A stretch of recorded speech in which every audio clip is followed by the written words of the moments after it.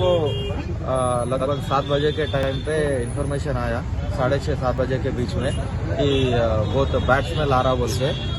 तो वहाँ से लोकल पर्सन्स के इंफॉर्मेशन पे वो जाके चेक करे तो वहाँ पे एक वुमेन लेडी का डेड बॉडी है, टोटली डिकम्पोज्ड स्टेज में है। ये फिजिकल अपीयरेंस से एक कम से कम 10 दिन से पहले ये डेथ हो गई जैसा हमको लग रहा। इसको इमीडिएटली अब पीएमई के लिए शिफ्ट करें हॉस्पिटल को।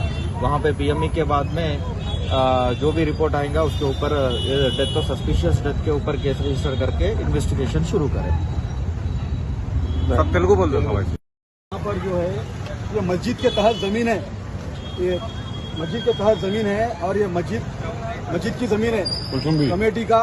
और जो है यहाँ का जो किराएदार है अरविंद गौड़ साहब बोल के है, उन्होंने किराएदार है कंपाउंड के, यहाँ पर कंपाउंड चलाते थे और मस्जिद की कमेटी का उनका केस चल रहा है यहाँ पे ये जमीन के ऊपर। अब यहाँ पे ऐसा हो गया कि यहाँ पर गुलखाना बन गया पूरा। यहाँ पर कोई आने वाला नहीं है, कोई देखने वाला नहीं है, कौन अंदर जा रहा क्या कर रहा क्या है, कोई पुरसाने हाल नहीं है। यहाँ पर कचरे की कुंडी हो गई पूरी है। और आज यहाँ अब 4-5 दिन पहले यहाँ पे लेके आके एक औरत को कौन है मालूम नहीं, उसको मार के डाल दिए अंदर। ये हाल है कि अंदर कौन जा रहा क्या कर रहा क्या है नहीं मालूम है।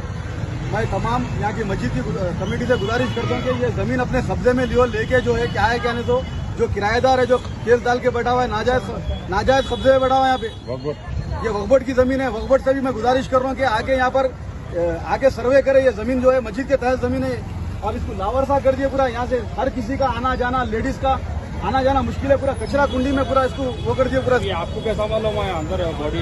अभी यहाँ पे बच्चे पूरे थे घर पे, पूरे आगे बोले वहाँ पे ऐसा मर्डर हो गया, ऐसा ये हो गया, एक औरत को लाके मार दिए डाल दिए बोल के मालूम है बच्चे बोल रहे, तो मैं भी निकल के आया यहाँ पे देखने के लिए।